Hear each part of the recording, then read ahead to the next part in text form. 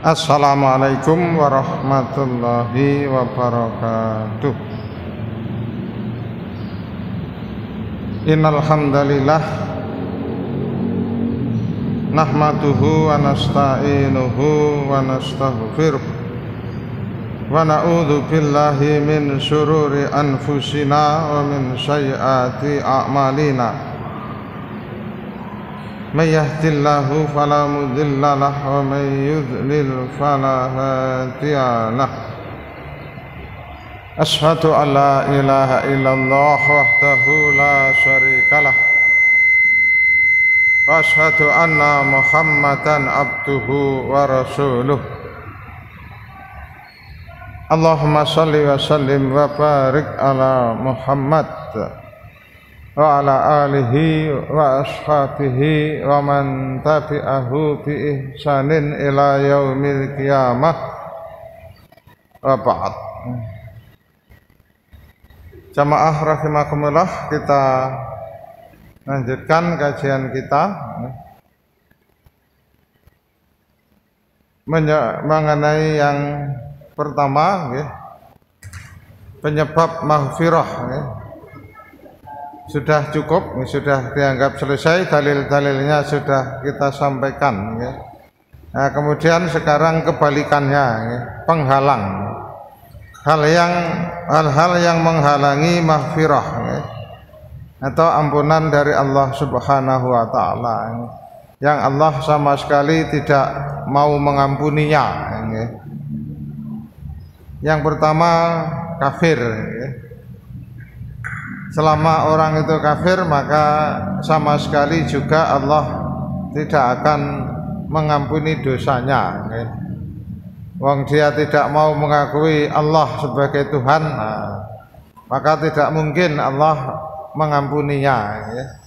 Allah akan mengampuni hanya kepada hamba-hambanya yang mengaku beriman, yang menyatakan bahwasanya Allah adalah satu-satunya zat yang berhak disembah. Nah, itu baru Allah mengakui. Allah mengakui hambanya, nah maka Allah pun akan mengampuni dosanya. Dalam surat An-Nisa 168, Innal ladzina kafaru wa dzalamu, sesungguhnya orang-orang kafir dan zalim, melakukan kezaliman, lam yakunillahu liyaghfira lahum, maka sekali-kali Allah tidak akan mengampuni dosa mereka.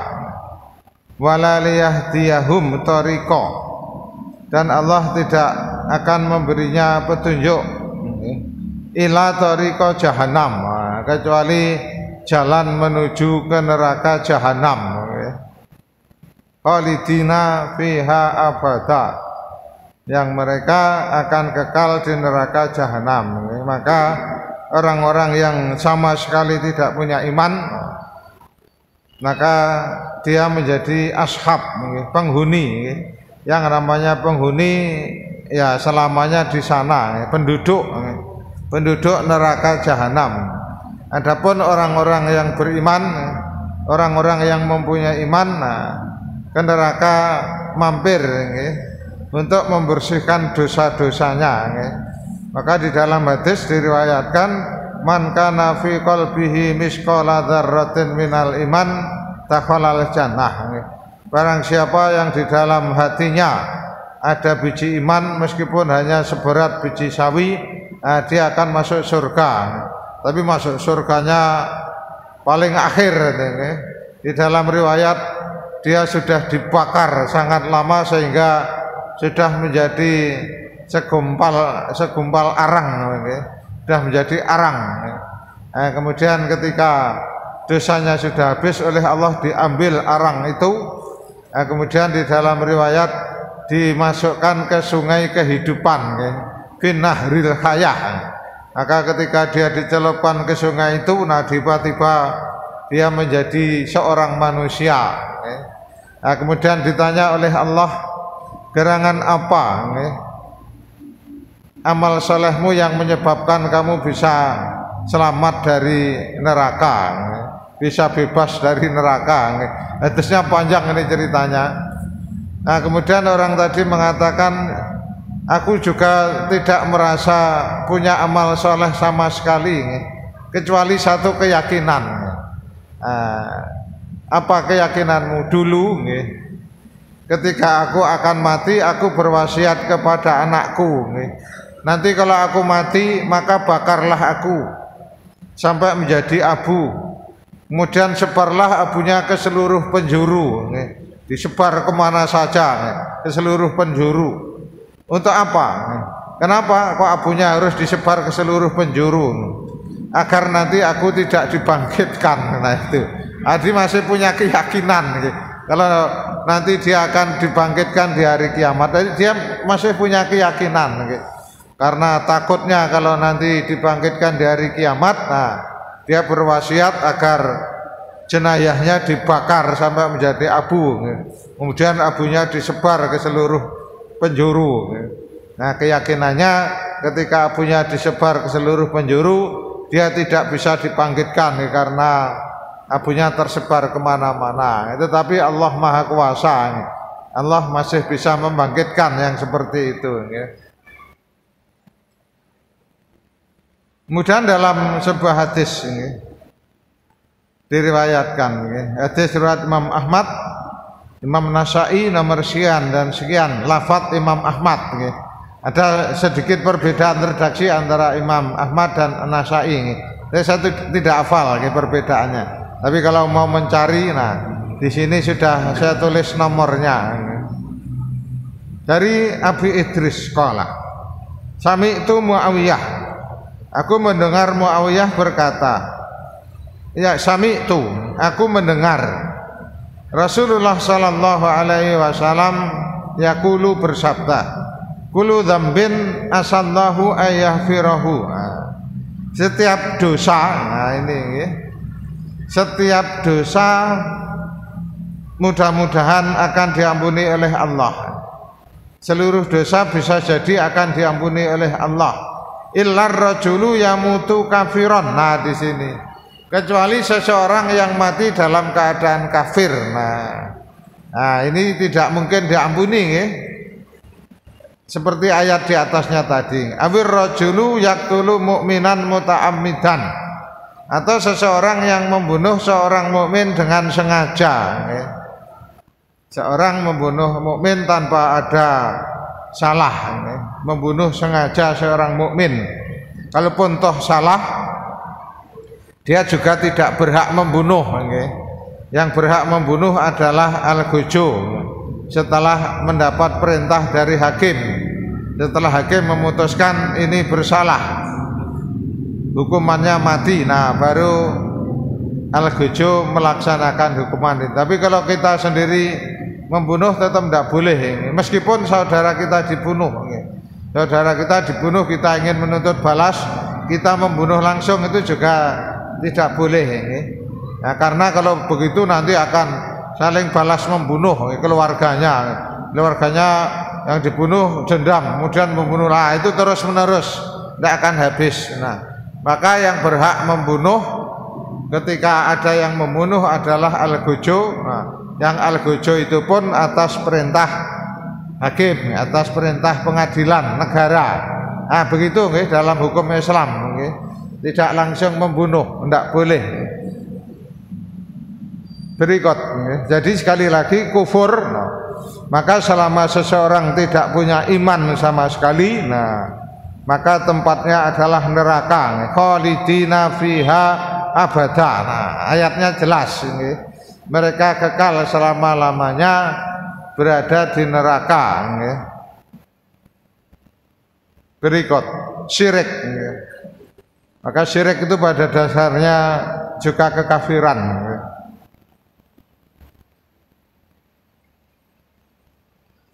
Dalam surat An-Nisa ayat 48 diulang dalam ayat 116. Awalnya sama, tadi pagi sudah kita baca. Kalau ini ayatnya sudah tertulis di sini. Innallaha la yaghfiru ayyushraka bihi wa yaghfiru ma duna dzalik liman yasha. Sesungguhnya Allah tidak mengampuni kalau Allah disekutukan.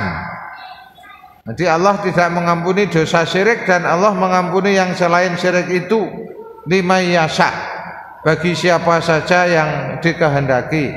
Wa may yusyrik billah, dan barang siapa menyekutukan Allah, faqad iftara isman adzima, sungguh dia telah berbuat dosa yang sangat besar. Nah, ayat ini diulang sama persis sampai liman yasha wa may yusyrik billah. Nah, di sini sama, tapi akhirnya beda. Sesungguhnya Allah tidak mengampuni dosa syirik, dan Allah mengampuni selain syirik bagi siapa saja yang dikehendaki. Wa may yusyrik billah. Nah, di sini masih sama. Dan barang siapa yang mengutukan Allah, faqad dhalla dhalalam ba'ida. Nah, bedanya di sini. Barang siapa yang berbuat syirik, sungguh dia telah sesat dengan kesesatan yang sangat jauh. Kesesatannya sangat jauh, yang tidak mungkin kembali. Sesat kalau sudah sangat jauh, mau kembali juga susah. Nah, kemudian di dalam hadis dijelaskan, Rasulullah menjelaskan di dalam sabdanya bahwasanya Abu Dzar telah menceritakan dari Nabi, dari Rasulullah sallallahu alaihi wasallam qala, innallaha azza wa jalla yaqul. Ini berarti hadis qudsi. Di hadis yang dalam hadisnya Rasulullah mengutip firman Allah. Sesungguhnya Allah berfirman. Nah, ini namanya hadis qudsi. Ya abdi, wahai hambaku, ma'abattani, selama engkau menyembah aku, warajautani, dan engkau mengharap akan ampunanku, selagi engkau menyembahku dan berharap kepadaku, maksudnya berharap rahmat Allah, mengharap maghfirah Allah, apapun harapannya kepada Allah. Fa ini ghafirun laka, maka aku akan mengampuni dosa-dosamu. Maka nafika, apapun dosamu, seberat apapun, sebesar apapun, sebanyak apapun dosa yang telah engkau lakukan. Nah, itu di seberat apapun, sebesar apapun dosa yang kita lakukan. Tapi kalau kita masih menyembah Allah, tidak menyekutukan Allah, ya abdi, wahai hambaku, innaka in lakitani, jika kamu menemuiku nanti di hari kiamat, biqurabil ardi khati'atan, dengan membawa dosa seberat bumi. Itu berarti kan tidak terhitung. Biqurabil ardi khati'atan, sini terjemahnya dosa-dosa sepenuh bumi. Prinsipnya dosa yang sangat banyak, kan? Andaikan engkau menjumpai aku dengan membawa dosa seberat bumi, malam tusrik biha, di sini, selama engkau tidak menyekutukan aku, lagi tuka, maka aku akan menemuimu, biqurabiha mahfiratan, mahfirah sebesar bumi juga. Begitu. Nah, ini maha mahfirahnya Allah. Jadi selama kita tidak berbuat syirik, meskipun dosa kita sangat banyak, maka Allah juga akan datang dengan mahfirah yang semisal, dengan mahfirah juga yang sangat besar. Hadis riwayat Imam Ahmad. Ada redaksi yang lain, riwayatnya juga Imam Ahmad. Imam Muslim juga ada. Sumbernya sama dari Abu Dzar. Kalau sini nomor hadisnya saya tulis.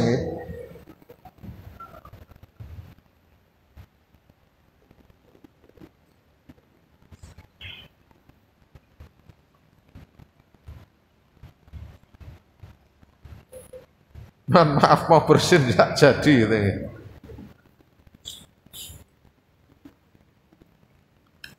Sumbernya sama dari Abu Dzar.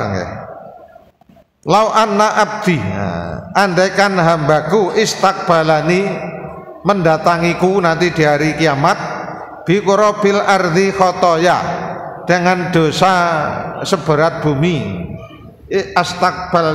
Istakbaltuhu maka aku akan menemuinya bikurobiha mahfiratan, mahfirah yang seberat bumi juga. Begitu ya.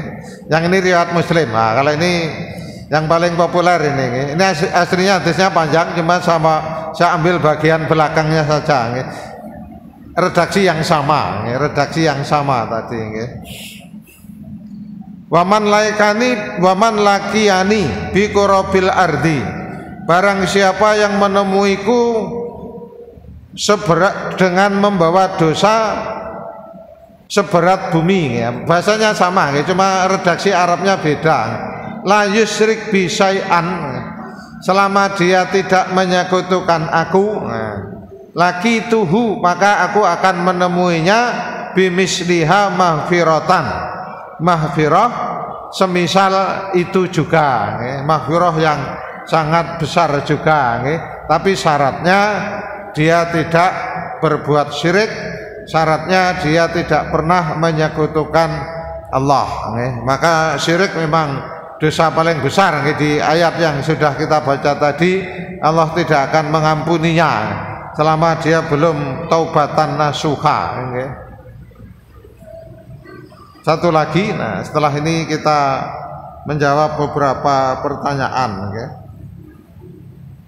Mengulang-ulang dosa, ya. Kul, katakanlah Muhammad, ya. Lilladzina kafaru, kepada orang-orang yang kufur, ya. Iyantahu, jika ia berhenti dari kekufurannya, ya, kemudian dia beriman, maka yughfar lahum, akan diampuni baginya kekufurannya, makot salaf, apa yang telah lalu.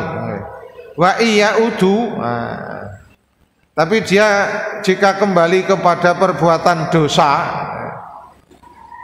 fakot madot sunnatul awalin, maka ingatkanlah akan berlaku baginya apa yang telah berlaku sebagaimana umat-umat terdahulu yang banyak berbuat dosa yang akhirnya dibinasakan oleh Allah.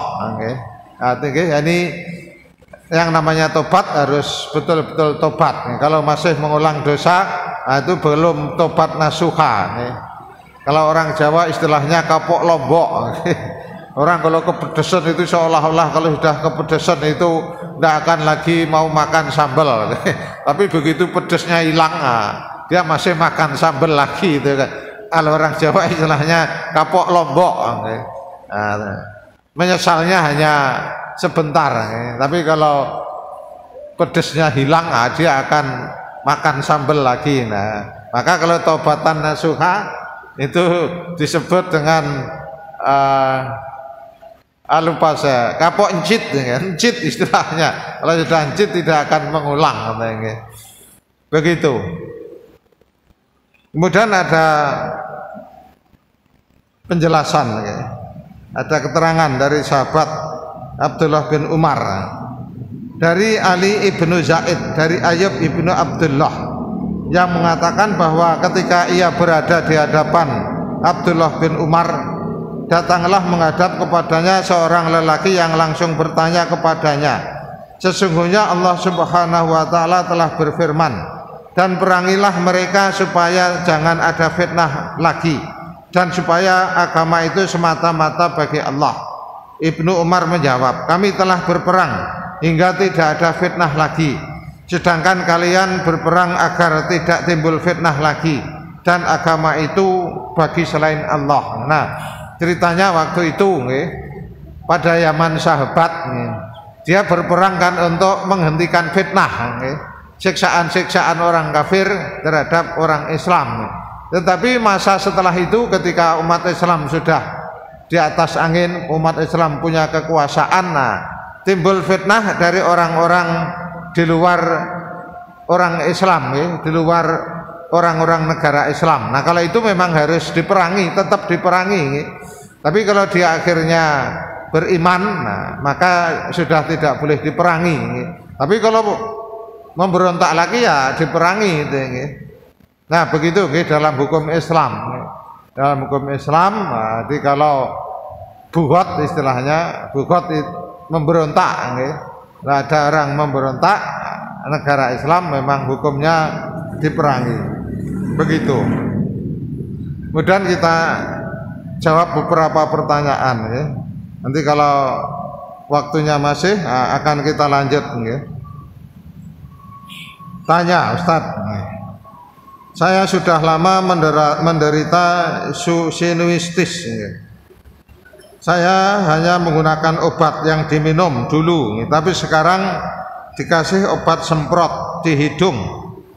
Nyemprotnya 1 kali di pagi hari. Nah, di bulan puasa ini saya suka lupa menyemprot pada waktu sahur. Pertanyaannya, apakah membatalkan puasa? Ini sering ditanyakan. Ketika itu tidak sampai ke tenggorokan, maka tidak membatalkan. Tapi kalau itu sampai tenggorokan kemudian terasa itu seperti masuk ke ke perut, nah maka itu baru membatalkan. Seperti halnya suntik. Suntik itu tidak membatalkan puasa. Sudah banyak fatwa-fatwa ulama yang membatalkan puasa itu ketika diminum melalui mulut. Nah, kalau melalui hidung itu bisa jadi sampai tenggorokan, tapi bisa jadi juga. Tapi kalau hanya uap itu tidak. Seperti dulu kalau orang sakit apa itu yang dihirup, yang dulu sama saya ingat mental atau apa ya dulu mereknya itu, apa itu Pak istilahnya, ada kan obat pilek, obat batuk itu Mentos kalau tidak salah. Nah seperti itu. Kalau seperti itu tidak membatalkan ya. Nah, saya kurang tahu persis ini apakah ini sampai masuk ke tenggorokan atau tidak.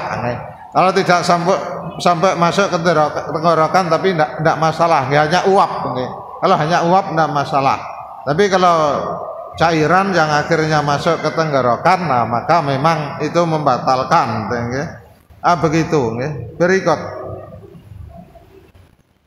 Ada yang menyumbang beras untuk berbuka. Tetapi pada akhir Ramadan beras tidak habis. Apakah beras tersebut boleh disedekahkan atau digunakan untuk buka puasa Senin Kemis di masjid? Nah, boleh nggih, ini sama saja nggih. Niatnya kan sama nggih. Niatnya untuk berbuka di bulan Ramadan atau puasa Senin Kemis apa saja nggih. Nah, kalau berbukanya untuk puasa wajib, nah berarti dia mendapatkan pahala seperti orang yang berpuasa wajib. Kalau berbuka puasa sunnah, nah, dia juga mendapatkan pahala seperti orang yang berbuka puasa sunnah. Sama, boleh. Ataupun untuk yang jelas disedekahkan untuk apapun boleh. Tapi kalau masih ada puasa ya yang lebih utama sesuai dengan niat awalnya, karena niat awalnya adalah untuk buka puasa, nah maka ketika masih ada amalan berbuka puasa ya diarahkan ke sana, itu yang lebih mendekati itu.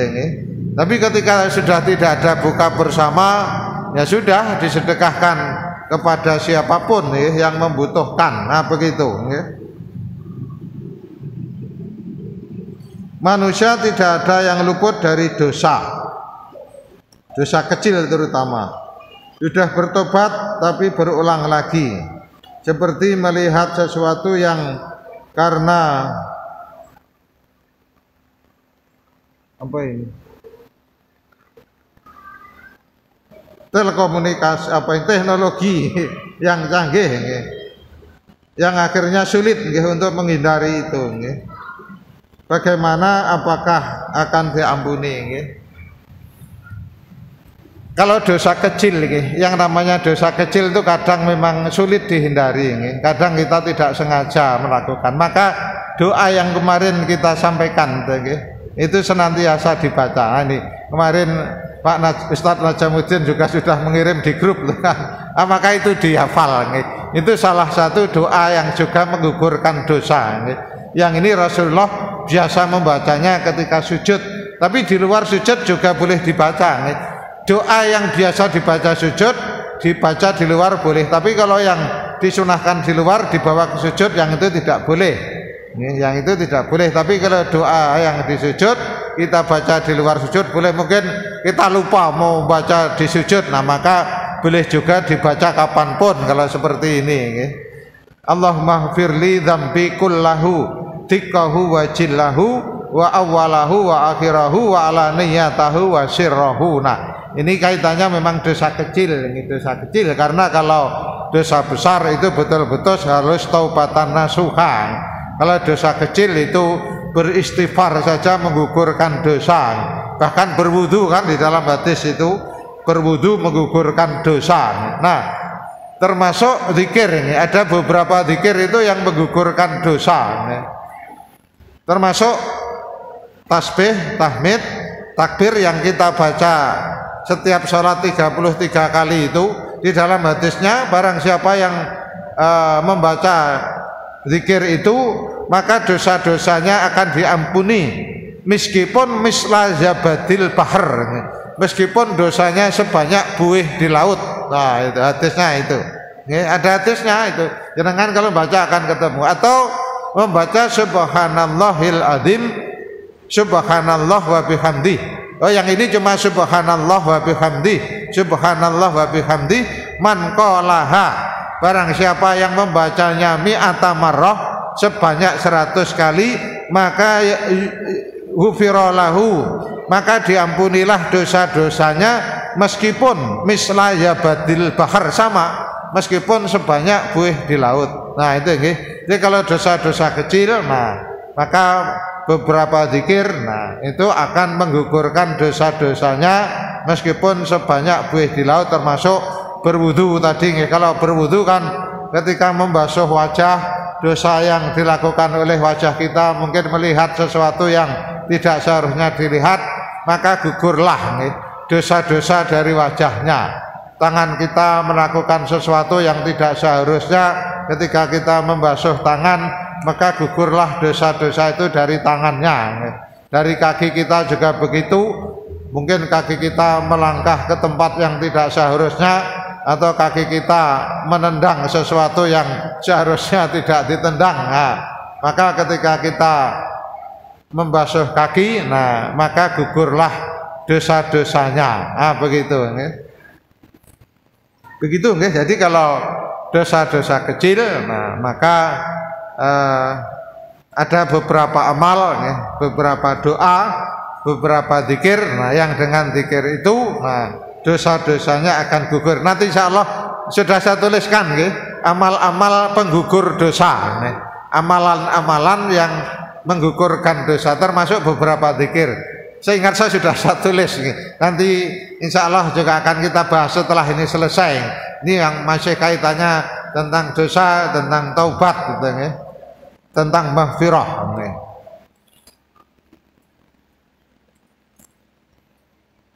Selesai untuk pertanyaan, kita lanjut. Kita lanjut. Murtad. Murtad ini dosa besar, yang hukumannya hudud, dibunuh. Tapi kalau di negara kita tidak boleh, karena bukan negara Islam. Karena waktu itu memang ada kepentingan, ketika orang yang murtad itu dibunuh karena ada kepentingan. Kita baca dulu hadisnya.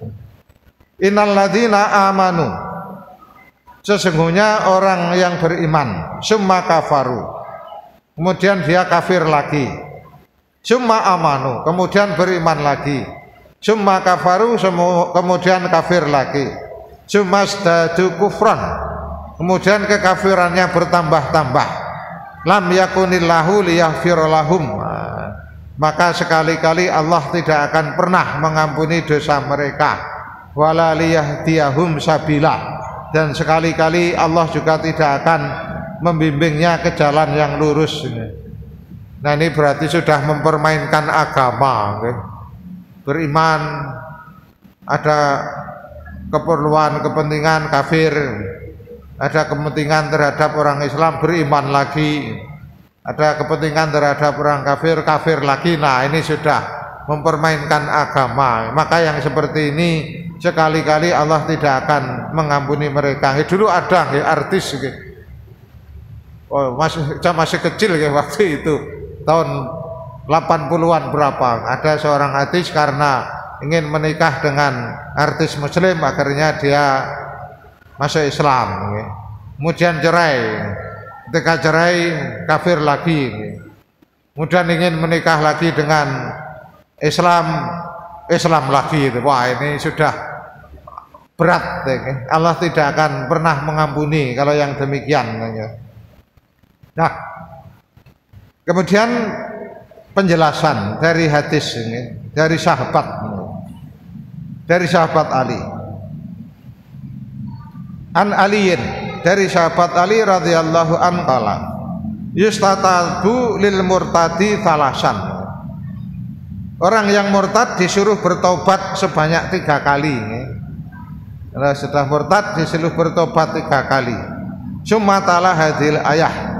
Kemudian sahabat Ali membaca ayat ini. Diingatkan, masih diingatkan, tidak langsung dibunuh, diingatkan dulu. Kemudian dari Ayub, dari Ikrimah, anna Aliyan, bahwasanya Ali, sahabat Ali, harraka qauman, membunuh suatu kaum, menghukum suatu kaum dengan membakar, kaum yang murtad, nggak ada keterangan, ada kaum yang murtad oleh sahabat Ali dibakar. Mungkin saking jengkelnya sahabat Ali, sudah diingatkan 3 kali masih juga murtad. Fabalagha, maka sampailah hal itu kepada sahabat Ibnu Abbas radhiyallahu anhuma. Ternyata Ibnu Abbas tidak setuju dengan hukuman Ali. Lau kuntu ana, kalau aku lam ukharrikhum, aku tidak membakar mereka. Li'anna Nabi, karena Nabi sallallahu alaihi wasallam qala la tu'adzibu bi'adzabillah, janganlah kalian menghukum seseorang dengan azab Allah, yaitu membakar. Yang berhak membakar itu hanya Allah nanti di akhirat, di neraka dibakarnya. Tapi kita tidak boleh membakar. Maka kita membakar semut itu juga dihindari. Kita kadang ketika ada semut banyak dibakar, gampangnya dibakar. Dulu masih ingat di kampung itu juga begitu, tapi ternyata ada larangan karena kita tidak pernah tahu kan yang seperti ini. Belum belajar kan, belum belajar. Ustadz-ustadz kita belum juga pernah nyampaikan. Ternyata kita dilarang membakar hewan yang masih hidup. Biasanya yang sering bakar semut waktu itu. Atau itu apa? Tawon. Dulu tawon, kalau ngunduh tawon das itu kan. Tawon das itu kan diambil anaknya itu kan. Wah, itu nikmat orang dulu, ada orang kampung kan begitu, anak tawon itu. Jadi biasanya malam itu kalau mengambil anaknya kan dibakar itu malam-malam, tapi kalau siang tidak berani karena akan dikejar itu. Malam-malam itu bakar. Saya masih ingat dulu ketika masih di kampung, masih di kampung, orang-orang kampung kan begitu, malam-malam itu siangnya cari-cari, wow itu ada omah tawon das. Tawon das itu apa ya bahasa Indonesianya? Apa? Vespa, kayaknya tawon Vespa kalau tidak salah. Beberapa pernah ditulis di berita itu karena menyerang orang banyak, kan. Nah, maka dihindari dibakar. Nah, tapi ternyata ada teknik lagi. Nah, dulu ternyata ada tetangga kampung kalau melihat itu dibungkus pakai karung itu tali, kemudian baru dimasukkan ke air panas. Biasanya dimasukkan air aja mati itu kan. Itu dibungkus, masukkan ke air kan mati juga itu kan. Beberapa saat terendam air mati itu kan. Tapi perlu waktu yang agak lama kalau direndam ke air. Ya kalau dibakar kan cepat. Tapi kalau dibakar tidak boleh. Membakar hewan yang masih hidup itu tidak boleh. Kalau sudah mati ya karena dimasak kan boleh. La tu'adzibu bi'adzabillah wala qataltuhum, tapi aku membunuhnya. Kalau ada yang murtad, aku tidak membakar, tapi aku membunuh. Membunuhnya kalau pada zaman Nabi ketika ada yang harus dihukum bunuh, dipancung, dipenggal, dan dipenggal itu yang paling cepat matinya. Kita baca dulu, nanti saya jelaskan lagi. Kama qala Nabi sallallahu alaihi wasallam, man baddala dinahu faqtuluh. Nah ini barang siapa yang mengubah agamanya, murtad maksudnya, maka bunuhlah. Nah, ini hadis ini. Tapi kalau di negara kita tentu tidak bisa dilaksanakan, karena memang bukan negara Islam. Tapi membunuh waktu itu memang juga ada kepentingan, apalagi yang tentara, karena agar rahasia tentara Islam tidak tersebar, maka ketika ada yang murtad dikejar, dibunuh, karena khawatir berita rahasia tentara Islam akan dibongkar. Nah, maka yang murtad itu dibunuh. Tapi kalau sekarang, tapi di negara-negara Islam tetap, di Arab Saudi kalau ketahuan murtad, nah, karena memang hukum Nabi kan, dibunuh, yang murtad itu dibunuh.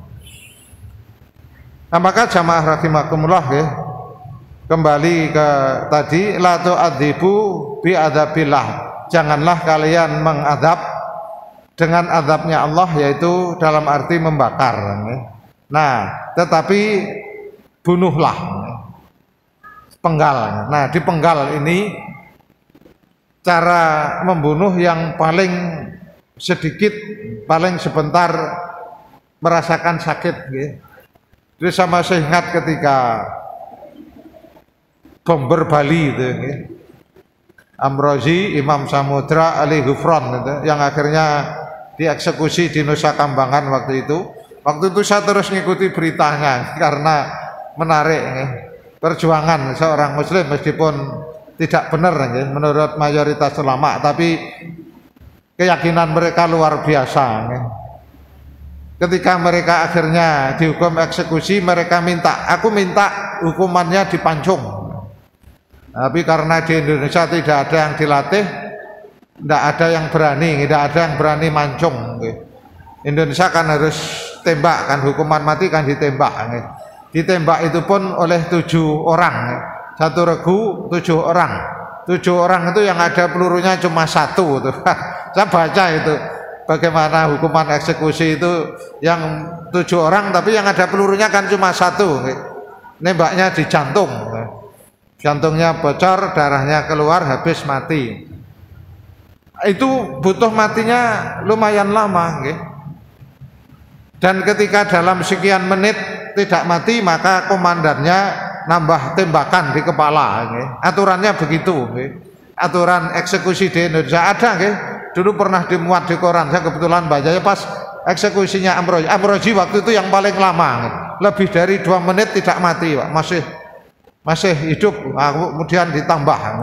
Tapi Amrozi termasuk yang cepat sama Ali Ghufronnya. Nah, dalam ilmu kedokteran pun itu diakui, orang kalau sudah dipancung itu sudah, ketika lepas itu sudah sama sekali tidak mengalami rasa sakit, Pak. Itu sudah ada penelitiannya, kedokteran itu. Begitu dipancung itu sudah tidak mengalami sakit apapun. Tapi kalau ditembak tadi sakitnya lama itu, maka kasihan, kan? Maka begitu dipancung jert itu terpenggal, itu sudah tidak sakit sama sekali. Nah, maka ketika Amrozi waktu itu minta dipancung, Anda ada yang berani, nah, karena memang di Indonesia tidak ada hukum pancung, tapi kalau di Saudi itu dipancung. Jadi begitu dipancung itu sudah tidak ada rasa sakit. Nah, dalam itu kan ada penelitiannya, ada penelitiannya para dokter itu kan. Ketika sudah urat tenggorokan terputus, sudah tidak sakit, sudah urat-uratnya terputus semua kan, antara kepala dengan badan kan sudah habis berarti. Nah, maka tidak ada rasa sakit. Rasa sakit itu kan dirasa oleh otak kita kan, yang merasa sakit itu. Ah, begitu udah terputus, yang sakitnya di bawah, udah lepas kan, sudah tidak ada rasa sakit itu. Nah, konon katanya begitu, kata dalam penelitian itu begitu. Nah, ini tentang membunuh. Jadi kalau murtad, nah itu hukumnya terbunuh. Nah, kalau sudah murtad berarti kufur. Kalau kufur berarti tadi dosanya tidak akan diampuni. Orang yang mati dalam keadaan kafir, nah dosanya tidak akan diampuni, ya begitu.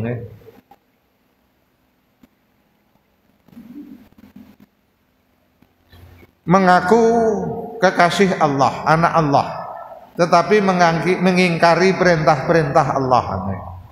orang Yahudi yang sering merasa nahnu akhibbaullah. Di dalam beberapa ayat ada diceritakan orang-orang Yahudi ketika didawai oleh Rasulullah sering mengatakan nahnu akhibbaullah, kami adalah kekasih-kasih Allah. Di dalam ayat yang lain nahnu abnaullah, di dalam surat Al-Jumu'ah nggih. Qul ya ayyuhalladzina hadu in ja'amtum annakum auliya. Kalau yang apa Al-Jumu'ah auliyaullah, kekasih Allah. Jadi ada menggunakan kata kekasih auliya, tapi ada menggunakan kata akhibba, maknanya sama nih. Orang yang dicintai Allah. Di sini akhibba nih. Ya kalau yang Al-Jumu'ah auliya nih. Wa qalatil yahudu wan nasara. Berkatalah orang-orang Yahudi dan Nasrani, nahnu abnaullah, kami adalah anak-anak Allah, wa ahibbauhu, dan kekasih-kekasih Allah.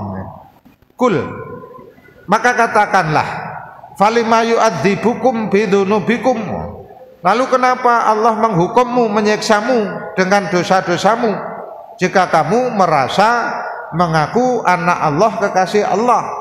Tetapi kenapa banyak kaummu yang dihukum oleh Allah? Nah, itu kita disuruh menjawab begitu. Kalau mereka masih merasa kekasih Allah, anak Allah, berapa banyak kaum mereka yang dibinasakan oleh Allah pada zaman Nabi masih ada waktu itu. Fal antum basarum mimman khalaq, tapi kamu ya hanya manusia biasa yang diciptakan oleh Allah, seperti kaum lain, seperti manusia lain. Yaghfiru liman yasha wa yu'adzibu man yasha, yang mana Allah akan mengampuni siapapun yang dikehendaki oleh Allah, dan Allah juga akan menyiksa siapapun yang dikehendaki oleh Allah. Yang dikehendaki oleh Allah tentunya orang yang mau beriman, yang mau beristighfar, bertobat dari dosanya. Yang diazab ya tentu orang yang tidak mau beriman, tidak mau bertobat, tidak mau beristighfar dari dosa-dosanya. Walillahi mulkus samawati wal ard wa ma bainahuma wa ilaihil masyir, bagi Allah lah segala yang ada di langit dan bumi dan apa yang ada di antara keduanya. Di antara kedua langit dan bumi ada makhluk hidup, makhluk yang ada di atas tanah, ada yang di dalam air, ada yang di udara, semuanya adalah di bawah kekuasaan Allah. Kemudian di dalam hadis dijelaskan